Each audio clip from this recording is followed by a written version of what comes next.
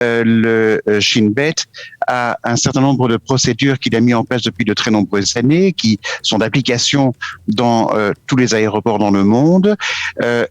Apparemment, il y a quelques différends au niveau de la manière d'effectuer ces procédures de sécurité sur l'aéroport international de Dubaï.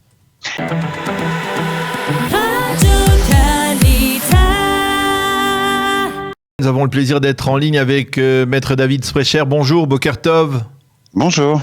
Alors, je le rappelle à nos auditeurs, vous êtes spécialiste dans le domaine des relations des compagnies aériennes et nous voulions vous solliciter pour essayer de mieux comprendre ce qui se passe concernant les vols au départ d'Israël vers Dubaï en particulier. Apparemment, le Shin Bet israélien aurait opposé une forme de veto à la poursuite de ces vols en direction de Dubaï.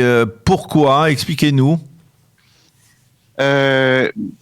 Les vols israéliens, d'abord tous les vols au départ d'Israël, quelles que soient les compagnies aériennes, sont vérifiés de la même manière. C'est au départ d'Israël. Au retour vers Israël, les vols israéliens, eux, aux procédures notamment de check-in d'embarquement, le Shin Bet a un certain nombre de procédures qu'il a mis en place depuis de très nombreuses années, qui sont d'application dans tous les aéroports dans le monde. Apparemment, il y a quelques différends au niveau de la manière d'effectuer ces procédures de sécurité sur l'aéroport international de Dubaï. Maintenant, ce qui est intéressant à noter, d'abord, c'est qu'au niveau des Émirats arabes unis, pour le moment, le conflit, s'il y en a, n'a trait qu'à l'aéroport de Dubaï et pas aux autres aéroports des autres Émirats, comme par exemple Abu Dhabi ou Ras Al Khaimah. Et d'autre part, il est intéressant également de noter que récemment, des lignes aériennes ont été ouvertes entre Tel Aviv et Bahreïn. Cette ligne est aujourd'hui desservie uniquement par la compagnie Gulf Air et les compagnies israéliennes ont elles aussi reçu un droit de veto de la part du Shin Bet et donc il n'y a pas de vol israélien vers Bahreïn également. En fait, vous êtes en train de nous expliquer que le Shin Bet estime que les services de sécurité à l'aéroport international de Dubaï ne sont peut-être pas suffisants pour garantir une protection maximale pour les Israéliens qui circuleraient ? Alors, je ne peux pas le dire parce que j'ai fait quelques recherches pour savoir quelle était exactement la problématique et je ne l'ai pas trouvée.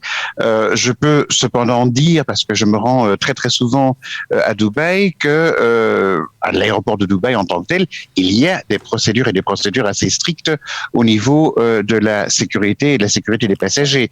Donc, on dit alors vous allez peut-être exactement le point sur lequel achoppent les discussions entre le Shin Bet et les services de sécurité à Dubaï. On dit que, et vous allez peut-être nous le confirmer, que tout à Dubaï est électronisé et qu'il n'y a pas d'intervention humaine, on va dire, dans la procédure de vérification sécuritaire. C'est vrai, c'est possible que ce serait ça qui pose un problème. Non, c'est tout à fait faux. Lorsque je suis à Dubaï et lorsque, par exemple, je passe le portique de sécurité avec mon bagage à main, le bagage à main va dans les rayons X, comme à Paris ou dans d'autres destinations. Et s'il y a quelque chose de suspect, il y a un être humain qui va ouvrir votre bagage et qui va fouiller manuellement, comme partout dans le monde. Non, à mon avis, c'est autre chose, mais je ne sais pas exactement de quoi il s'agit. Et c'est pas apparemment même lié à vous savez, les missiles qui ont été tirés la semaine dernière au moment où le président Herzog était à Abu Dhabi. Un missile a été tiré en direction d'Abu Dhabi par les Houthis du Yémen. Apparemment, c'est pas cela parce que l'une des alternatives proposées, ce serait justement de déplacer les vols de Tel Aviv vers Abu Dhabi. Et ça, c'est une option à votre avis? C'est une possibilité de déplacer ces vols? Ça serait compliqué après pour les touristes qui veulent se rendre après ensuite d'Abu Dhabi à Dubaï, parce que Abu Dhabi, je ne sais pas s'il y a beaucoup de visites touristiques particulièrement importantes. Alors, d'abord, premièrement, en ce qui concerne Abu Dhabi, à l'heure actuelle, Abu Dhabi est desservi au départ de Tel Aviv par des vols de la compagnie Etihad Airways en collaboration avec El Al, qui partage son code avec Etihad. Et à partir dès cette semaine, vont commencer les vols de la compagnie low cost hongroise Wizz Air Abu Dhabi, qui va desservir 2 ou 3 fois par semaine à des prix extrêmement bas d'ailleurs, Tel Aviv au départ de Abu Dhabi. Maintenant, d'autre part également, pas plus tard que hier, la compagnie Arkia a déclaré qu'elle a déposé une demande de plan de vol pour des vols vers Ras Al Khaimah, qui est l'émirat le plus au nord des Émirats Arabes Unis, à environ 1h30 de distance de Dubaï. C'est pratiquement équivalent à Abu Dhabi-Dubaï, qui est aussi distant d'environ 1h30, 2 heures. Le seul problème, c'est que si les vols étaient déviés vers Abu Dhabi, il faudrait savoir comment est-ce qu'ensuite les passagers se rendraient d'Abu Dhabi à Dubaï.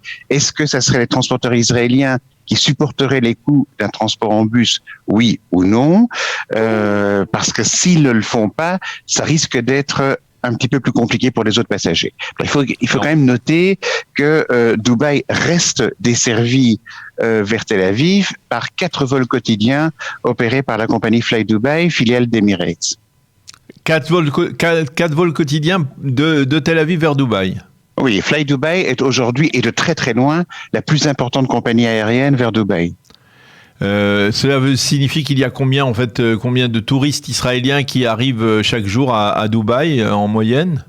Mais potentiellement chaque avion donc est un Boeing 737-800 ou un Boeing 737 Max comprend environ entre 180 et 189 places. Multiplié par 4, voilà. Oui. Maintenant, ces vols ne partent à mon avis pas à 100% complet. Enfin, on peut estimer qu'il y a entre 350 et 400 personnes qui voyagent chaque jour vers Dubaï avec Fly Dubai. Eh bien, merci beaucoup, Maître David Sprecher, de nous avoir éclairé sur ces derniers développements, là, cette remise en cause des vols au départ de Tel Aviv vers Dubaï. On va voir ce qui va se passer dans les prochains jours. Ça devrait s'éclaircir. On devrait mieux comprendre un peu les motivations qui poussent le Shin Bet à vouloir, d'une certaine manière, plus de sécurité apparemment à l'aéroport international de Dubaï. Merci d'avoir été avec nous ce matin. Bonne journée, à bientôt. Merci, au revoir.